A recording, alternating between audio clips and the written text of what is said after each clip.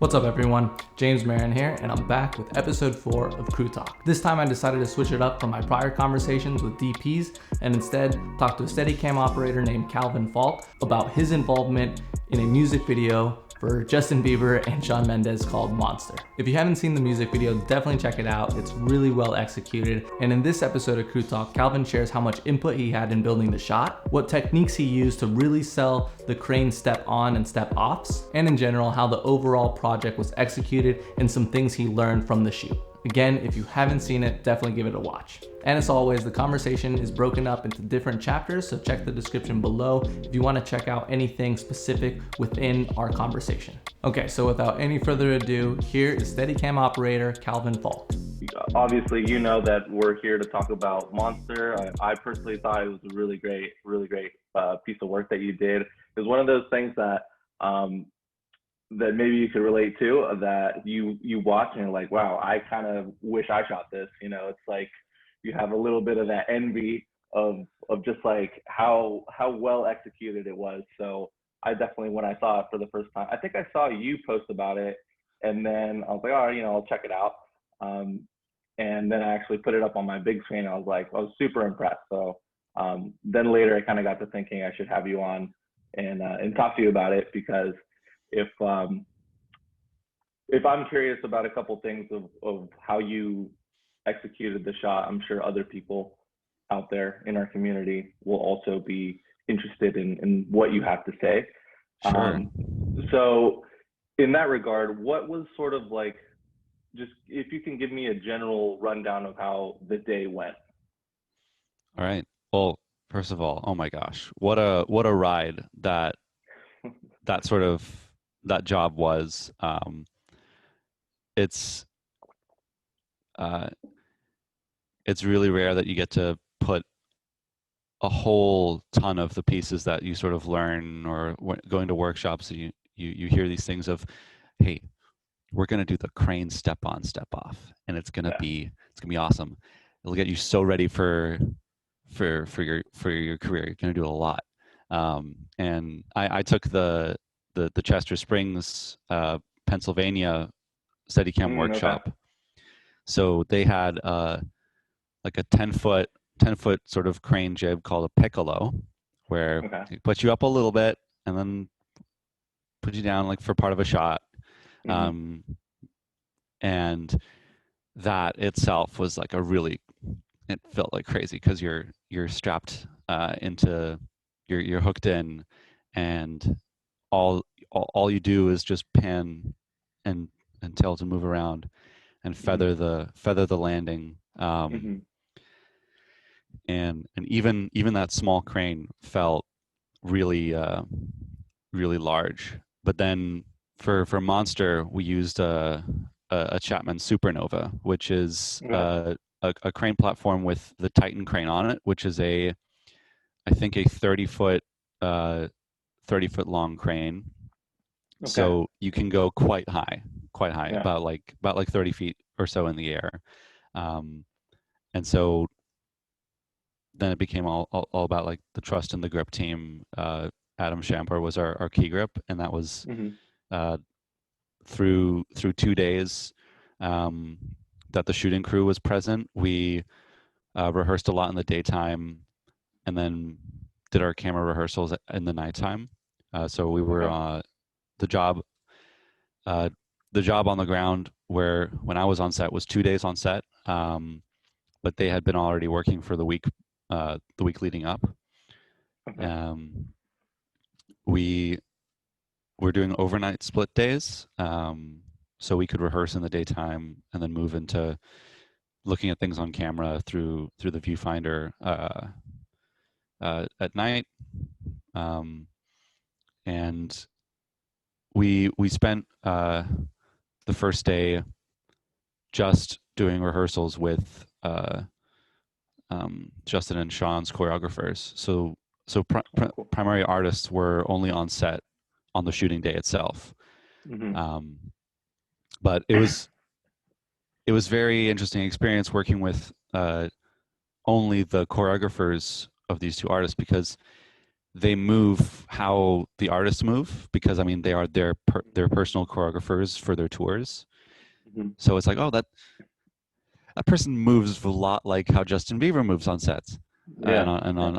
on shows that I've seen performances of, and it's like, oh yeah, because they they're basically sort of movement wise the same person, which is really Yeah. an interesting experience. And most of the sort of uh, locking in our choreo was done with the choreographers, where then we actually rolled on a little witness camera what our playback was going to be like, and we we we did a VTR playback through Mhm. our video assist, because we were shooting on Mhm. 35 mil. And that was a whole other story where one of our first body, a 235, the video tap died right as we were going in for camera rehearsals on the first night. So what ended up happening is we we taped the director's iPhone to the front of the map box, kind of aimed generally where we were Yeah. shooting, and Uh-huh. then rolled our camera rehearsals that way. Um, so I had no picture, so I was just going off feeling, Oh my gosh. Okay. That's just insane. which ended up working pretty well, because it let us Uh-huh. focus more on, at least shooting crew, we focused a lot more on getting our mount and dismounts of this crane step on move Okay. to That's cool. work more safely. And Mhm. looking, it was kind of funny. We watched the playback, and I had a little bit too much headroom, but that was Yeah, yeah. honestly, You were that still was in the it. ballpark. You're like, that's a frame. That's Yeah. general. What is that? We like this high headroom look, don't we? It's like very commercial. We use Yeah. the Alexa LF full frame, and then just put them in the center. Uh, Things like that. That's a trope. No. The move itself incorporated three separate step on, step offs of this crane, Okay. um, getting us onto and off of this cube set. Mhm. So the cube set itself um, had a staircase on the side that was facing camera. Mhm. Um, we originally had thought about the camera following them up, or sort of flying around them, and trying to figure out how to make that happen. Um, a lot of sort of the movement requests that came from the director sort of sounded like moves that a telescopic crane could make. These sort of lateral tracks that would require a crane to like pickle in and back out Mhm. as it moved in a straight line. The jib can't do that. The crane is like swinging Yeah. as a fixed arm. So what ended up happening for the first step on is the supernova base actually had to roll to get us Okay. from the point where it picked myself up first and brought me up to the top corner of the set, so I could meet Shawn at the top and get off and still allow Justin to sneak up behind us. So we You're could, talking about the first step on or yeah, the the first step on itself. okay. Okay. So in the first move, the crane is driven back, Mhm. and the bucket is swung all the way to one side. I step on, it starts to swing, and at the same time, the crane base rolls. Oh, okay. So it ended up being a move that was about like a 50-foot track, Okay. combining the swing of the crane with the supernova base, Mhm. Mhm. while still having enough clearance for both our counterweight grip and Justin himself to get up the staircase on the box set. Oh, I see. Okay. Um, there ended up having to be like a little bit of like parkour climbing that Justin had to do, because the platform ended up dropping me off right at the top of the stairs. Mhm. So Justin had a little bit of a hop to like mount up to the platform, but he had about, I'd say, like 10 seconds time after the crane landed on top before we would pan around to him. And the great sort of athleticism of our counterweight grip, Justin, and everyone on the grip team that was on the crane with me was like all in full play, because I'm about 160 pounds, but with the steady on, especially with 35 mil film, we were a little heavier. So our counterweight grip had a backpack with some barbell plates in it that he was wearing, so he could still be the same weight, so they could swing the crane away without me on it. And that's all of this is just the first move. The first one, yeah, dang. We have 2 more step-on, step-offs within that same shot. And the second step-off on was for the first chorus that Justin is in the video, because after the first chorus ends, we whip pan to reveal Justin for his first verse, orbit around, getting the 2 in there, all the while not showing the corner that I came onto the box from, because our crane and our crew are still there. So I never had 360 pan for the first step on to the platform. Once we got back on for the second chorus, the crane shot us up, and the crane base drove again, so I could get to the other side of the box, where it dropped us off again, and we had to hide again our counterweight grip running up the stairs. So in that choreography, we actually moved Justin and Shawn, so they would be performing more to one half of the stage, and panning to hide the staircase so that our grips could run up. And then in that last sort of section where we orbit around the 2 artists, I think 2 times, all the little lightning effects flashing and stuff, we actually pan over where our crane is. So the grip team was wearing show black, black caps and stuff, and the Mitchell riser that we were using to hook and unhook myself onto, we had that was painted black. So it was a very easy sort of paint job. There's a little bit of like painting out stuff in that shoot. And one of those instances was we sort of quickly pass over the crane itself, because it never swings away. It's just sat there, and the grips are just sort of knelt down, so they're not as sort of visible as human shapes. And then that shot ends, come around twice, step back onto the platform, click in, level, fly up, and then again the crane drives. And as the crane is sort of dropping us back down, we're sort of skirting about 2 feet off the floor for the last 10 or so feet of the move, and then we just hold that slow creep until they yelled cut.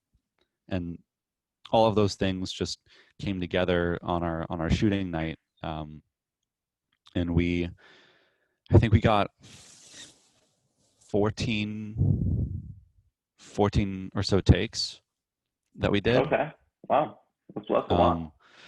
Which was a lot. For the first 10 or so takes, we had the good energy and stuff, but I'm just speaking about myself. I ended up sort of requesting that maybe we should do a little review of that in the playback. Maybe please 1-to-1 ratio, please. Yeah. At least give me, even 10 takes is already a lot. So. Yeah, it really sort of taxing. But the day wasn't even I think we didn't even go to 10 hours on that day Mm. because we got in, did some setup, did one rehearsal with the choreographers, started blocking with the artists, and then once it got dark, broke for lunch, came back, started shooting right away, and just hammered down the takes. Nice. Well, you bring up a lot of really great points, so I'll try to remember all of them and touch on each one of them. I guess I'll start with what you said about the choreographers, because I think that's a really good, I guess, like topic, because um, it's it's really difficult to rehearse something when either the person's like a totally different height or moves different, or whatever it may be. But it sounds like it was really helpful that the choreographers moved almost identically to the talent, being Justin Bieber and Shawn Mendes. Yeah. How like mapped out was the whole shot before you came on board? Did the director and the DP, did they have the shot like 100% mapped out, and is that what you guys ended up shooting, or how much of it was basically already thought of before you came in? So what I received was a sort of a paragraph that describes the shot itself. Mm-hmm. We didn't have there wasn't like a CGI previs that I watched of this shot happening, but there was a descriptive blurb of like, this is what the camera does, this is how it Mm-hmm. moves, it reveals this, it reveals that, and some things sort of changed, like some little details of what the set felt like changed based on the concept to where we showed up. We were in a field in Los Angeles at a big park that a lot of foliage was brought in, and Oh, wow. the road itself, that's a fabrication. That Okay. that road is like 80 feet of mat with gravel on it, and Uh-huh. battery powered lights along it. Cool. So all of those was like the set was brought in, and then Mm-hmm. smokers sort of hid the background in our trucks, and um, everything was sort of like top lit with those balloon lights. But Mm-hmm. um, the director Colin Tilley and Nick Boop, the DP, had like a really they especially Colin, like he knows what he needs Mm-hmm. very specifically, um, and he also knows when he has his shot. Like there's in the in all the times that I've been working for Colin, uh, there's never really uh, like an uncertainty, and Mm-hmm. there's never overshooting of something when it doesn't have to shoot. Like when you really don't need this for the edit, you don't need it, um, unless there's like specific 3 options that are needed for this one thing. But uh, it's good though, they're very specific, but they're very willing to work with the operator and trust in the input of the operator on how to, if something is a little bit impossible or unsafe, um, the goal of course is to find the best way to make something possible that will get as close to, if not exactly, the effect or the feeling that they want to convey in the images they're trying to make. Um, and that was a really big discussion when figuring out this crane move. Um, Originally, there was, oh no, we can't move the crane base. When we put it somewhere, we can put it somewhere, and then it'll stay there. But then, in speaking more with the the guys who are running the Chapman crane, and uh, working and getting to know the grip team, we like very quickly got that trust of like, okay, we can make something happen. We can make this happen. Where Of course, the final isn't this exactly what was described. Um, the original brief definitely described higher camera heights, Oh, and okay. it definitely described like wider swings or something like that.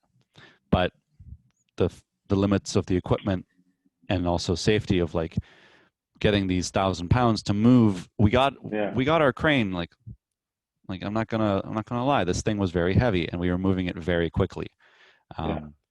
So the two people that were in the back actually pushing and catching the bucket to give us the momentum to move, that they were working very hard, but they were still working very smartly. So we Mm-hmm. didn't Mm-hmm.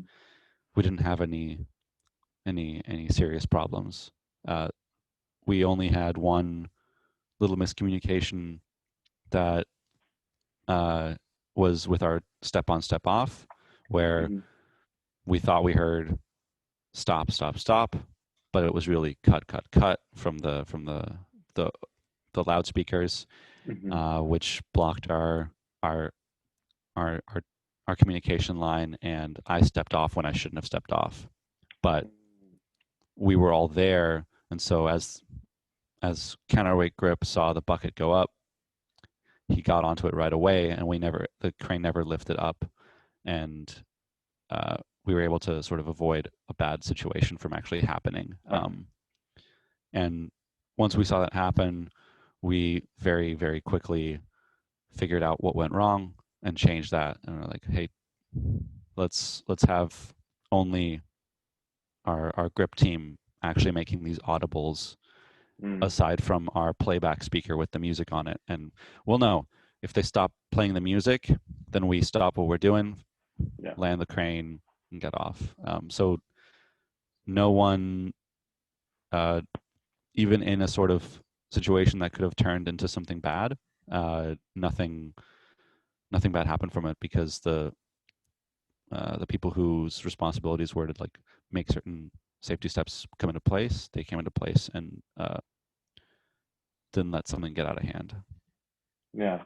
No, that's great. I mean, the power of working with people that know what they're doing, right? You know, because the Absolutely. grip saw something was happening and they reacted to it, because whether someone was saying like cut or stop or keep going, you know, they saw something and were like, you know, this isn't safe. I'm going to step in.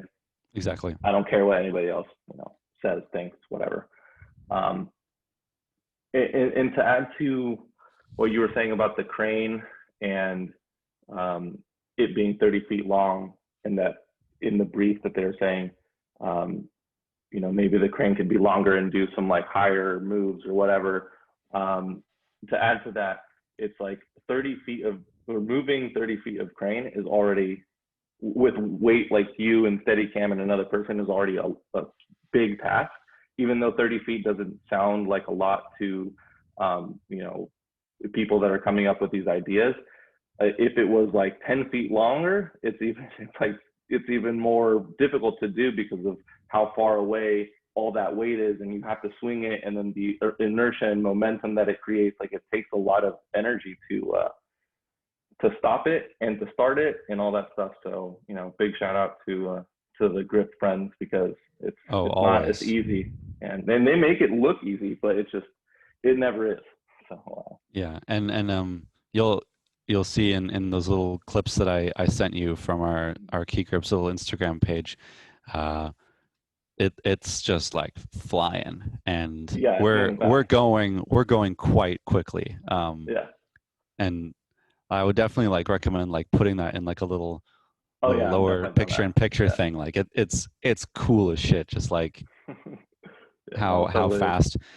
But at the same time, like I was very focused on my frame and focused on pressing against the upright. I know that the grip is gonna like hold my vest in, and I just frame until I feel the little tap on my shoulder so I can get off. Because if I'd have been looking down, I would have been like, oh no. Very, very like it's a little bit intimidating, definitely, but it's really exciting as well. and I hope in it's not the terms of, last time that I get to play with one of those. I'm sure it won't be. I mean, after, millions of people have already seen this, I'm sure a percentage of them are going to be directors or DPs and stuff. So you'll definitely get a call from somebody in the future.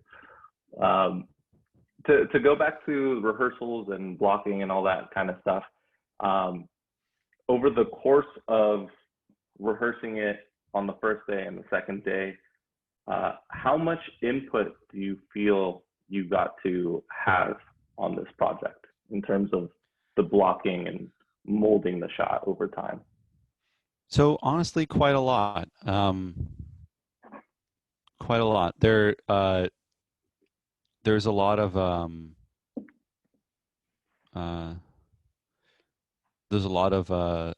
interpretation that one can do when a director is telling you what they want out of a shot, and especially when that one shot is the whole video. Mm-hmm. And those notes are often very sort of emotionally worded. So it's like it's very based on the feelings. It's very based on the this visual needs to be this punchy.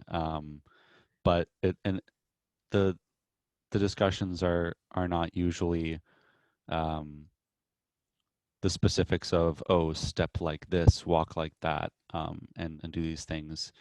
It's all about getting the camera where it needs to be. And there was a lot of time where I was given the time to really sort of dance with the choreographers, Mm-hmm. with of course the DP focused on his lighting team. So it was just me, the director, and Oh, the very two cool. choreographers on the stage, and we spent a lot of time on that stage actually getting these movements to work together, especially in the first verse that we see Justin, we see Shawn kind of come behind him, and then we turn that into a two shot that tracks around, and then they swap places within the shot, Mm-hmm. Mm-hmm. and sort of swap point of focus as well. And that specific moment took a lot of like talking it in, and there definitely was a lot of freedom that the choreographers were able to give their input, and I was able to give my input of, okay, I can get my lens here. What can you guys do? Like, how quickly should I get this lens over there? Mm-hmm. And like in hindsight, there's a bunch of things I would have changed about the shot. I was getting some advice on it, and it was making a shot still feel believable. Like panning, like what I did was I panned over nothing. Well, of Mm-hmm. course, that's where you put what, like, cut points, of course. Yeah. So it breaks the sort of realness. Like what would have probably worked better is turn the shot of Shawn into an over, but Shawn had to be at the very end of the stage when we revealed him, like Mm-hmm. when we like came up to meet him. So spatial concerns like meant that we couldn't really go around to the other side of him, and because we didn't get as much time to rehearse with the artists themselves, a couple of the things that we had wanted to do with the choreographers ended up sort of being dialed a little bit back into more of something that was very quick to pick up and repeatable, versus like, oh, these specific things of, oh, you need to really like turn your weight this way so it initiates the turn and things like that. Those things were only, that's why we did around 13, 14 takes, so we could sort of put those extra little bits back in to the artist choreography, because it's still like it's their first day that they were on this set with, of course, the crane swinging around. So Yeah. um, that's one thing I would have probably changed as well, wanting to have the artists on both days. But of course, like schedules for the artists themselves is like sometimes it doesn't work. Yeah. But it still is one of those things where you feel good about what you ended up leaving with. Especially it's like, okay, I'm happy with this. I know that there's always things to improve on, but still like you feel, okay, I like this. This was nice. Yeah. I mean, we're always going to be our worst kind of critics, I guess, because the pan where you're panning on nothing, I'm sure to you maybe feels like forever. You know, it's like, oh, we're not seeing anything for so long. But in my eyes, as a, I guess, audience member, I see it and it feels more like like a really cool reveal, because we don't see something for a good period of time. It's like, what are you showing me next, you know? And I thought, Yeah. in my opinion, it's like a really cool reveal, because it doesn't necessarily like linger, but you just don't know what we're gonna pan to, you know? I thought that was really cool. But it's funny to hear you say, it's like, oh, I wish we changed that part, because then you could see, you know, something in the frame instead of, you know, just like trees and stuff like that. But Yeah. I think it worked well. Oh yeah, it works it definitely works for some reasons, but those sort of like notes that I had on myself was like, I wanted to give it this other sort of feeling, versus, but also a big note that the camera was given from the director was wanting to have that sort of very natural. It doesn't. We don't care if it's not complete zero horizon, complete perfect the whole time. Like it's not that important. They want more of like a living frame look, which sometimes we sort of, like as Steadicam operators, we hear the opposite. It's the, why aren't you a dolly? Why aren't you a crane? Like things like that. But we when we're given the chance to be more of an actor in a shot, and more of a like a my eye is like the audience eye. It's very like, it's very free, but still showing specific things. It's like, it's a very like sort of inspiring sort of note to get from someone. What do you think was, after shooting it and sort of looking back at it, what do you think is the number one thing that you learned from this specific shoot? The biggest things I learned.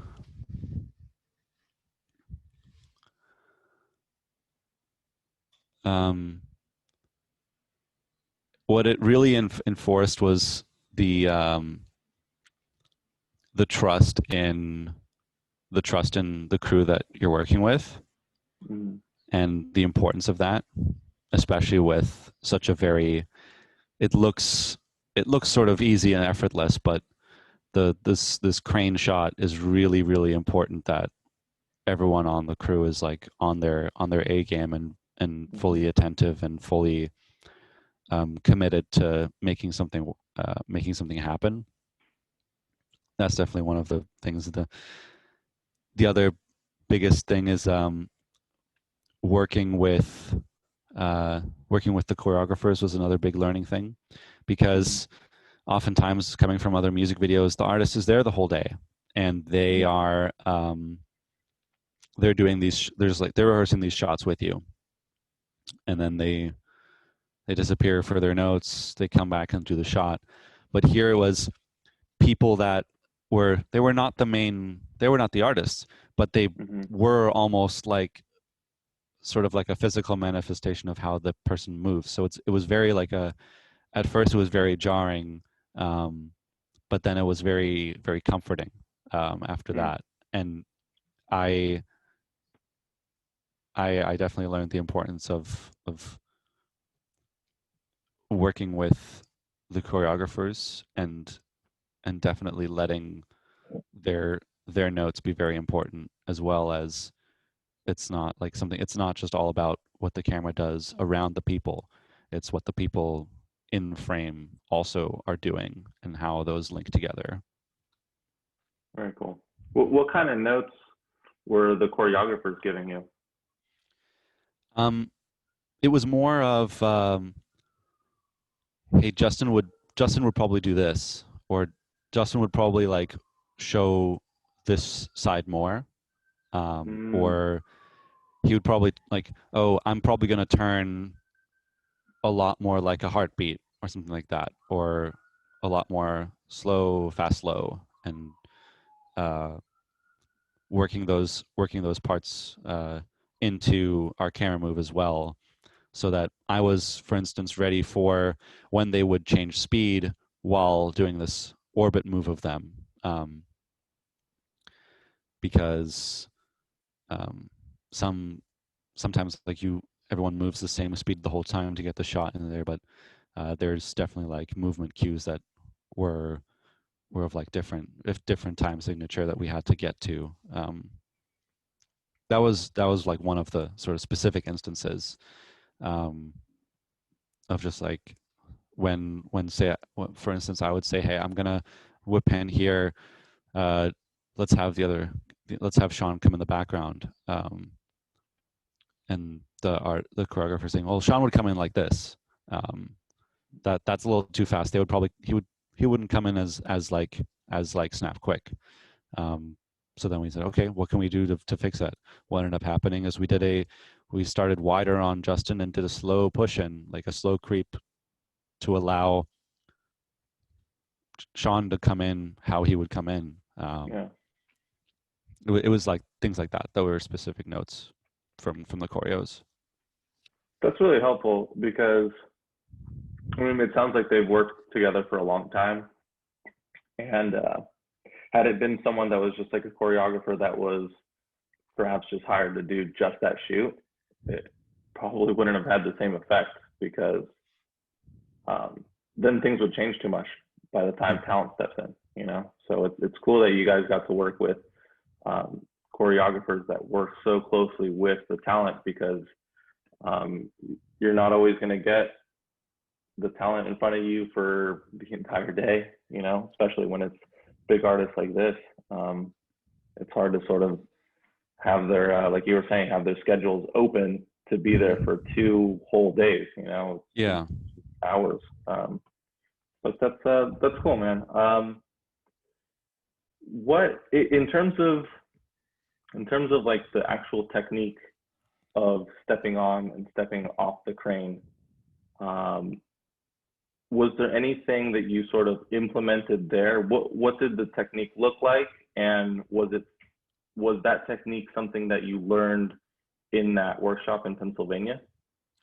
Yeah. So the specific uh, the way that you really sell a step on or a step off is always allowing the Steadicam arm to have range to feather the stop of the platform hitting the ground. Very similar to how if you're shooting in an elevator that's actually moving, Mm-hmm. you have, of course, when it stops, you have that your arm kind of doing this, um, and in a crane, it's very similar.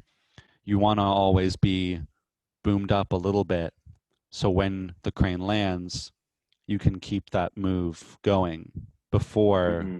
you're allowed to step off. Because when the platform touches the ground, you have, of course, that second or 2 seconds where the grip is stepping on. Your your your platform grip that's with you the whole time unhooks you, hooks in the counterweight grip, gives you the safety tap to step off. In that time, touches the ground, keeps the boom going, and then I'm moving. Whereas if you were not doing that, you would come down, land, and then move. Um, Yeah. so that's one very specific uh, sort of technique for selling a crane step on step off. Mm-hmm. It was that was definitely the first time like you that I got to use uh, that skill, but that was learned at the workshop. And Mm-hmm. the only other time that I'd seen the Titan crane was at the Steadicam Expo. Yeah. It happens around the same time as Cine Gear. They have it at Mm-hmm. Tiffin, that's probably the only time I'd done that. Like I got to ride the Titan Okay. crane once, and that was like Hmm. at the trade show. Yeah. But then it was from before the little piccolo crane at the workshop. But it was still like the concept is exactly the same. It's just, oh, this is now like 4 times as long Yeah. and going 4 times as high. Yeah. For the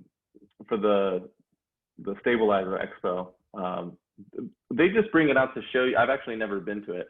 Do they speak on technique of using it, or like I teach you anything, or?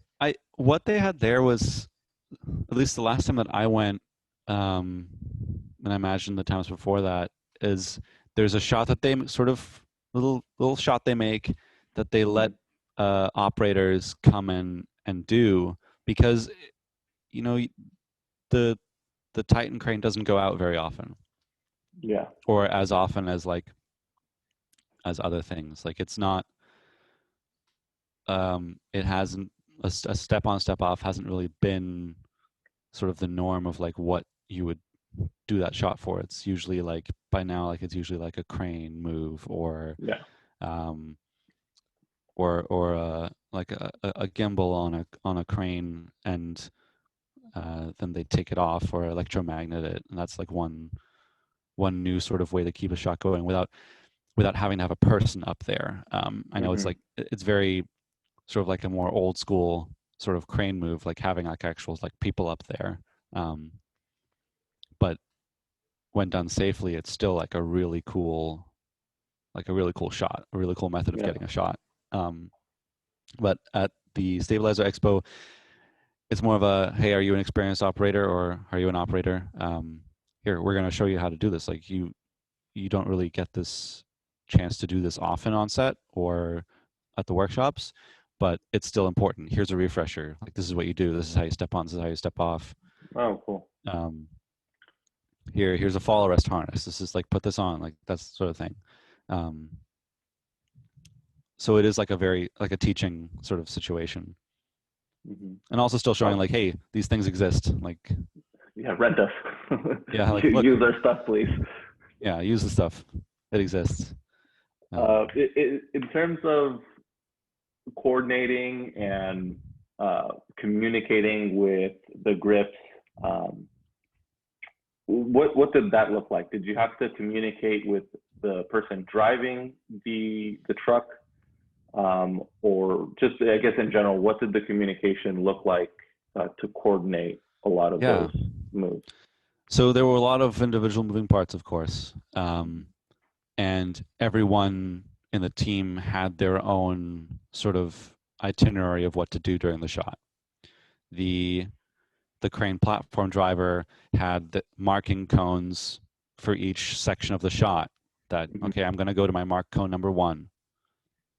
Now I'm going to drive back to cone number 2, and then at the last set of the shot, cone number 3, all the way at the end of the field, start driving forward.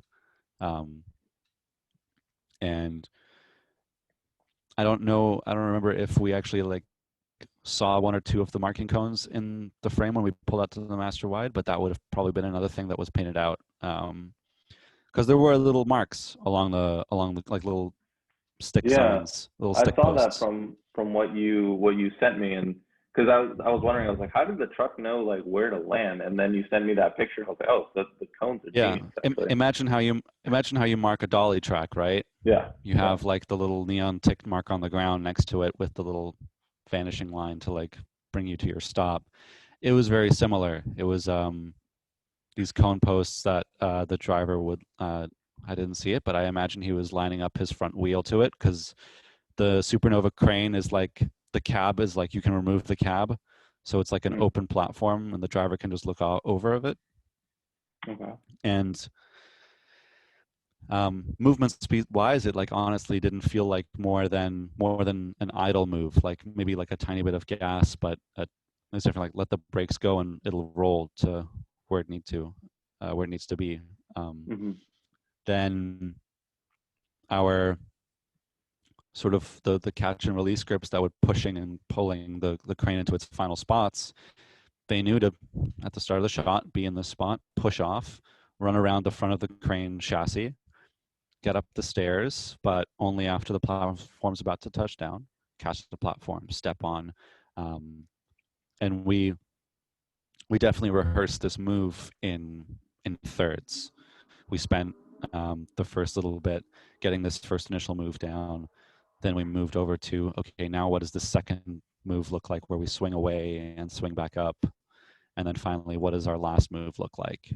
And especially with how are we going to do that, seeing and not seeing our grip team, because they almost have to jog or a little bit of a run to get out of the way of the frame, especially on our third crane move, where we lift up and then pull very quickly to a master wide of the whole set. In that time, of course, we do a little bit of a lift up and tilt down before widening out and pulling back. In that time, the grips go to the far side of the platform and down the stairs. And so they're almost underneath the camera as it's pulling back, getting ready to catch the crane and fly it along the ground so that it doesn't touch down. Then the third part of that is the guys operating the rear of the crane, the weight bucket. And I think there were 2 or 3 people there because it took a lot of force to get the crane moving and also to get the crane stopping. It needed 3 people on the back of that there, which was like really impressive, but also like another one of those really intimidating things was like, this thing will not stop for you. Yeah. Right. If there's a problem, like, and of course, like we cleared the set, like it was very important that everyone who was not supposed to be on set was gone. BTS crew, bring a telephoto lens, bring a zoom, bring a zoom, because you're not going to be allowed anywhere near this the situation while it's happening, because much like a train, it takes a long time for it to stop. If it's a surprise stops are not really possible. But yeah, and that was definitely like another reason to focus on the safety of the shot first, and then the quality of the shot second. But it paid off definitely. It's good to hear that you guys did it in sections. I think that sounds like a really smart way to go about it. You know, get this third right. Everyone feels good. Everyone knows what they're doing. Everyone's on the same page. And then, you know, the second, third, and so on and so forth. I think that's a really smart approach to sort of breaking down a really big move. Before you actually so it was a 2-day shoot, and before you actually started on day 1, was there anything that you did to prepare for the shoot, either creatively or probably more importantly, physically? Was there anything that you did beforehand? Try to get some sleep beforehand. That was one of the things. It's been a little bit tough to like stay like super duper fit for steady in the limited sort of shooting schedules that we've been working on. I do a lot of I bought a Peloton bike 2 years ago, and that was like one of the best things I ever did. Oh, nice. All right. So I'm trying to use that at least an hour every day, and keep my legs sort of strong, because this shot specifically was really tough on the legs, because I had to stabilize myself against the platform while I was moving, which was still very taxing. When I received the song, which was the day or 2 before I got to set, when I was getting to LA, I basically listened to the song on repeat. That was like the only song I heard that entire 2 days. Like I didn't listen to anything else. It was just the song. And I like to, I'm very sort of music oriented. I grew up playing the drums, Oh, cool. So that sort of memorizing the song is probably the most important thing to me when I'm working on a music job, because with the limited time that I have to be on set, or that I have to be like a part of the crew, I need to know everything about what we're shooting, and need to know when, because often notes are given by like pointing out specific sections of the song. So I need to know like what those sections are, Hmm. and when things happen, and like um, knowing who's singing when is also like important on like who am I going to, who am I on, Yeah. especially when it's a two-person song like this one was. Well, cool. Yeah, listening to the song always important, I guess. uh, I think we pretty much covered everything that I had questions for you. I definitely learned a thing or two. You know what? Before actually, Sweet. one other thing. Uh, when you were on the crane, when you were saying like stabilizing yourself, um, I know there's been two ways to go about it that are popular. One of them being you get on the crane, you hold on to something else with one hand, and then you operate single-handedly. That way, like you're stabilizing yourself uh, with your arm rather than your legs. Did you do Yeah. that, or did you go the other way where you're on and you kind of just like try to stabilize as best you can by standing straight? So I did the first method on the rehearsal day and the Uh-huh. other method on the shooting day, Funny how that. because uh, the hold on to the rail and op one-handed was like what you're sort of taught as like the safe way to do it, or like the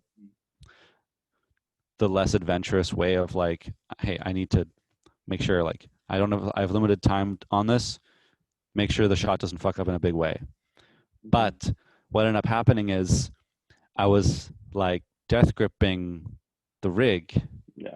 um, because it's the only other thing that I'm holding on to, and so you lose that sort of that bird and the butterfly sort of holding style of holding your arm, your gimbal handle firmly, and Mm-hmm. your center post softly.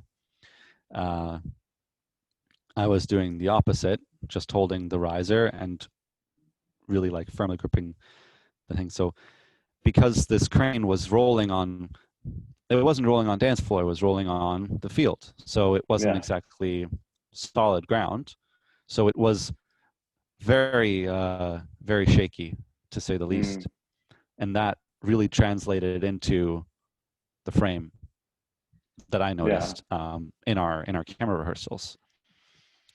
So on our shooting day, we opted for the method where uh, I lean with my legs into the riser, Okay. because we didn't have the circle railing on the outside, because we needed to Yeah. have the counter grip, counterweight grip step on from one side of the platform.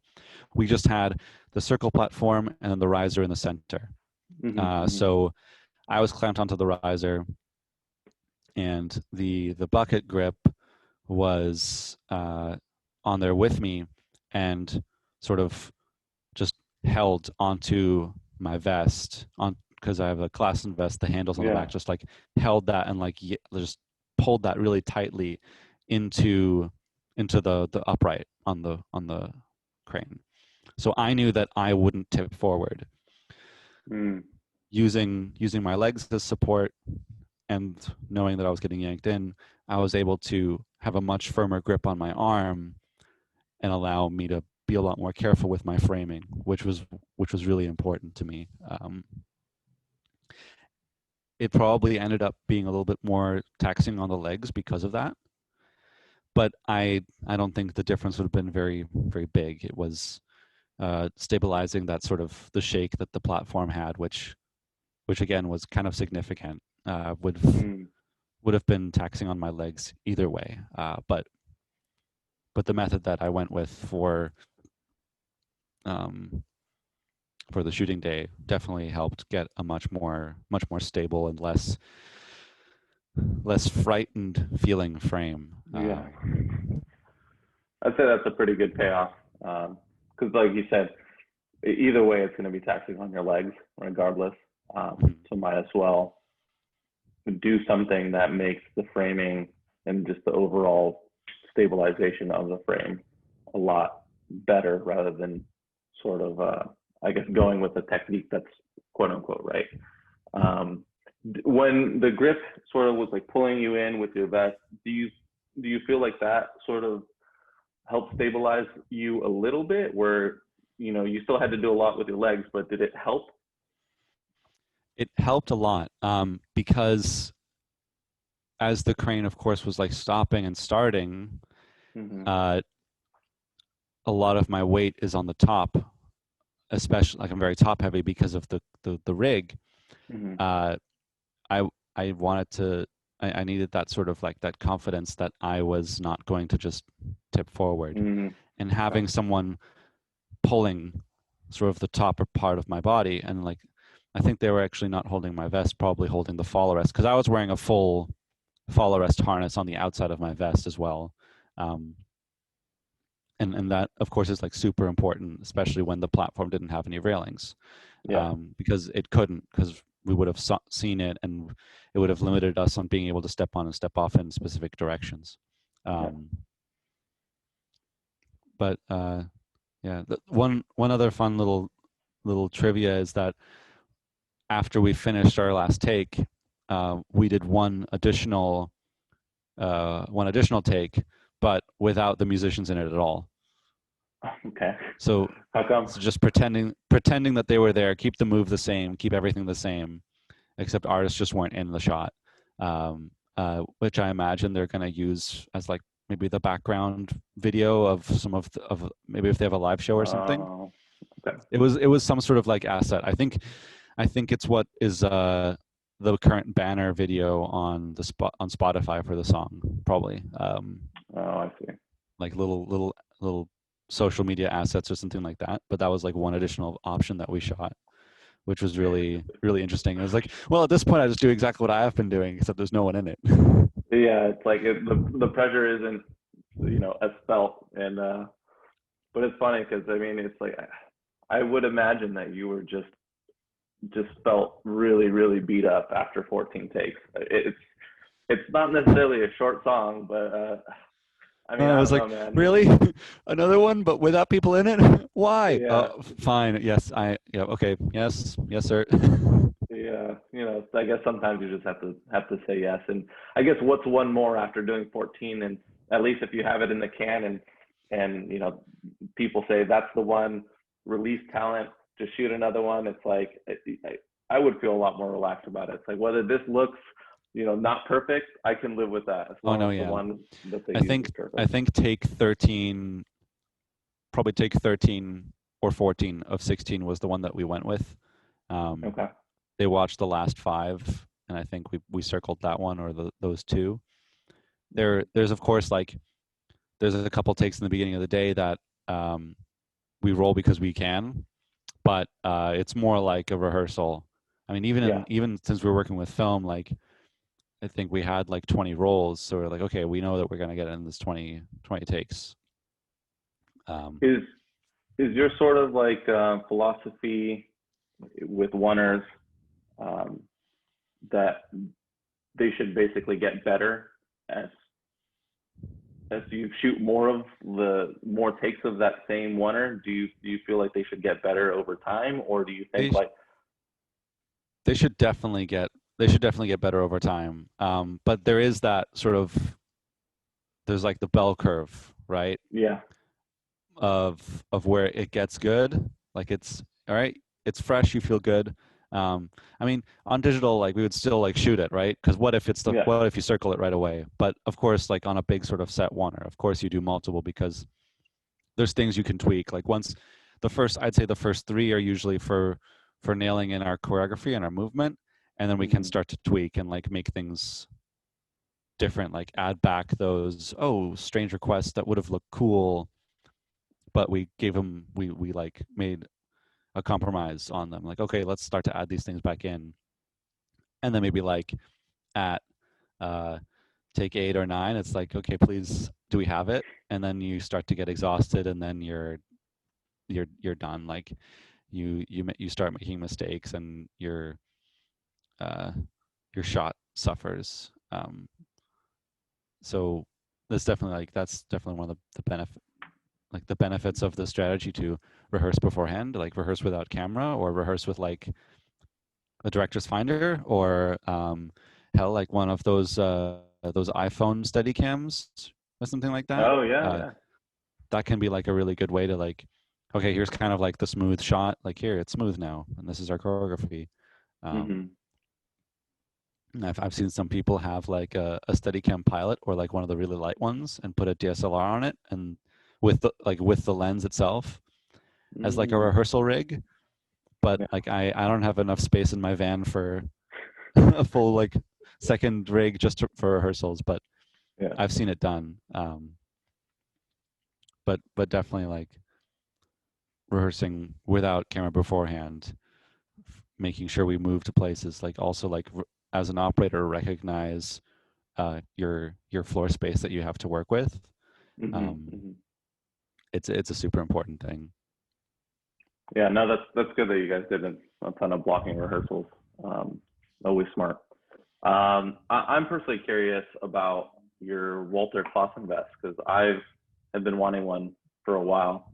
Not that I don't love my pro, I still love my pro, but there's some days where I feel like it just looks so comfortable, and just, I guess the concept of having it being back mounted is appealing to me. Do you feel like having your back mount vest helped you in this shoot in terms of comfort and stamina? I'd say yes. There's a few things. It's sort of like yes and no. The Klassen vest is heavier, of course, but it's the muscles that it works are like your larger muscles, so there are a lot. There's a lot more that you can like put into them. The one sort of downside is like after a certain number of takes, it cuts into your legs just a little tiny bit. But you are like, as in general, more comfortable, especially like with my upper body being more free to like breathe as deeply as I need to. Yeah. The other benefit of the positioning of the arm, like when it comes, sorry, I'm like glancing over because my vest is right there. So I'm like looking at it. It's like the way the arm comes out, it lets you position the rig around your body a lot. Okay. It gives you a lot more options, like where like putting your rig on your offside would feel pretty bad on say like a front mounted vest. Like, like, how it's a little bit uncomfortable to be anywhere other than perfect, like triangle hands like that, right? Yeah. On a front mounted vest, you can get a lot more like positions around your body with the sled without it hurting, if that makes sense. No, totally. And that came definitely into play on the crane mount, because I getting onto the crane initially for the first step on, my rig is sort of straight in front of me, like you would go through a tiny door, because I'm going around the upright, right, and stepping sideways onto it, while keeping the sled moving forward before the crane lifts off, and then I pull back, kind of tight into myself, which would have been sort of movements that definitely would have been a lot more uncomfortable. Like, they're not perfectly comfortable, but it would have been a lot more antagonistic to my stamina if I'd have been wearing a front-mounted vest, for instance. My vest specifically, I lost a lot of weight in the time that I got originally like measured for it, in the time that I got it. So I had to put a little bit of extra foam padding into the vest. So my vest specifically is a bit bigger than it like should be. but still, I don't want to pay for a new shell. So I'm like, I'm Yeah. dealing with it. Maybe I'll eat some more chocolate or something, but Yeah, gain that weight back and save some money. I don't want to. I get too stressed out, and I don't eat enough. That's my that's my thing. For sure, for sure. I feel you on that. Sometimes it's like you're working, or just doing stuff at home, and you're just trying to be productive, and then next thing you know, it's like, oh shit, I skipped lunch and like didn't really eat that much breakfast or whatever. But yeah, man, I've been super curious about the Walter Klassen. It's hard to like. I mean, there's people here in LA that have them and stuff, but it's not the same when it's not fitted for you. And it sort of gets in my head of like, I Definitely. want to like this, but it's like not really for me. So Yeah, it's been, when you can put one on that's like fit for you, it's like the I mean like the craftsmanship is really up there. It's really good. And the team that makes the vest is really the relationship with the operators that they who run their gear is really it's really good. Like I can email them about, oh, I need some clasps. My the ratchet strap thing broke, and I'm out of them. You'll get it in 2 days. Like it's very good, and they're very responsive. They're up in Canada, so it's not that far for me. It might be a little bit longer for someone in LA, but I'm on mhm, the east coast of the U.S., and they're just up in Toronto. yeah, Um, they're definitely like their products are super good. Like I love them. And it's like and on my Pro Vest, I have one of the little drop downs, the eye same. beards. So like those are great. Yeah. Yeah, no, I love that thing. Um, when you say it sort of like starts to cut into the legs a little bit, do you mean like over time, just with the weight of the rig and moving and stuff like that, does it kind of like start to sag a little bit past the the Um, portion of your hips? that it's more just like where the pressure is, like because the pressure is on the front of your on the back of your on your lower back, mid back, Hmm. and then around your hips where the front of the vest is. And if your vest pad is a little bit too low, um, it like cuts in. The same Yeah. like how like on your on a front mounted vest, like specifically the Pro Vest, because I have one of those vests, so I know like how to wear it. Mhm. You would wear that a little bit higher. Yeah. um, the Klassen vest sits a little bit lower. So like one of the first things you feel after being in the vest for too long, at least for me, maybe I'm like a little bit off on my fitting too, but like on a long shot, the first thing that like feels is like I start to lose a little bit of blood flow in my leg. Um, Mm. so like the pins and needles sort of feeling like that's probably Oof. one of the first things I notice of like, oh, the shot's getting a little bit too long. Like I would like to put this down soon.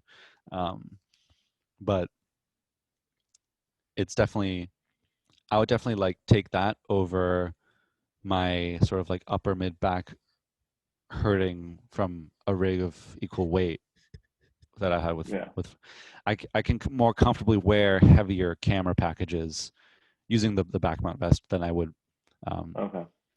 and especially for I do a lot of work with the Omega, so Hmm. those rigs are like longer.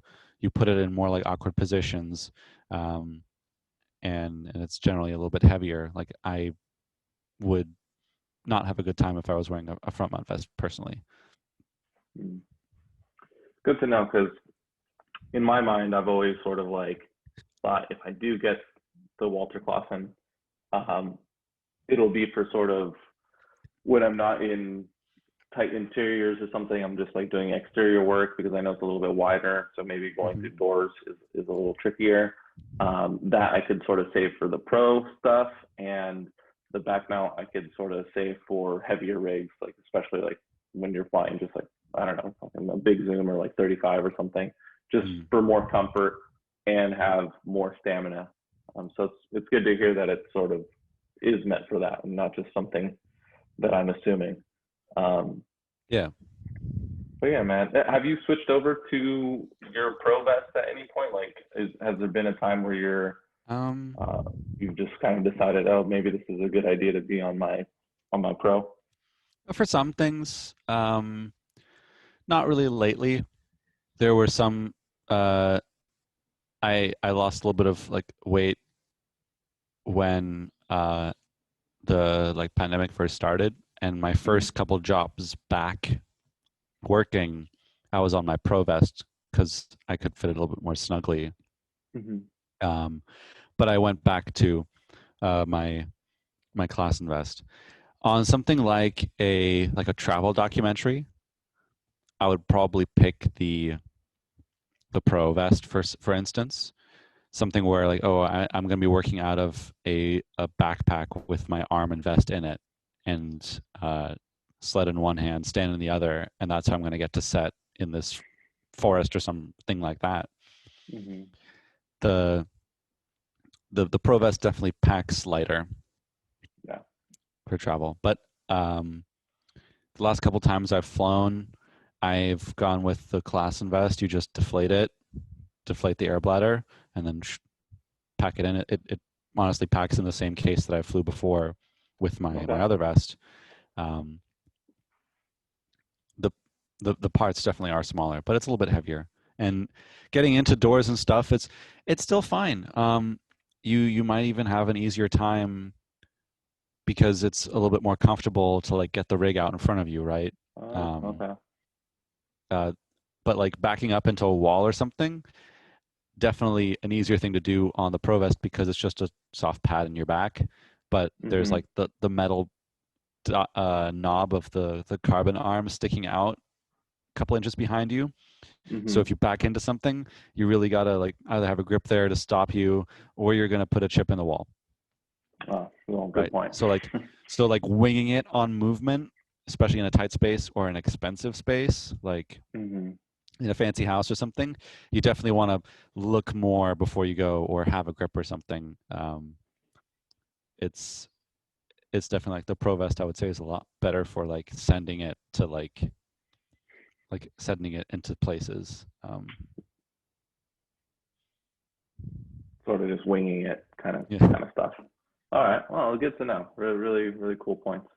Well, Calvin, thanks again, man. Really appreciate you taking the time and being generous with your time to talk to me about it. I certainly learned a lot from our conversation. So again, I really appreciate it. Heck yeah, dude. Happy to help. Yeah. All right, that's it for today's episode of Crew Talk. I really hope that you got a lot of value out of the conversation with Calvin and that you're able to take some of the things and tips that he spoke on and use them in your future shoots. As always, feel free to leave a comment below. Let me know what was your favorite tip, what was your favorite specific moment within this conversation, or what you learned in this conversation that you didn't know before. Also, if there's anything that you want to add to the conversation, feel free to also leave a comment below. All right, that's all I got for you guys. I hope you have a great day.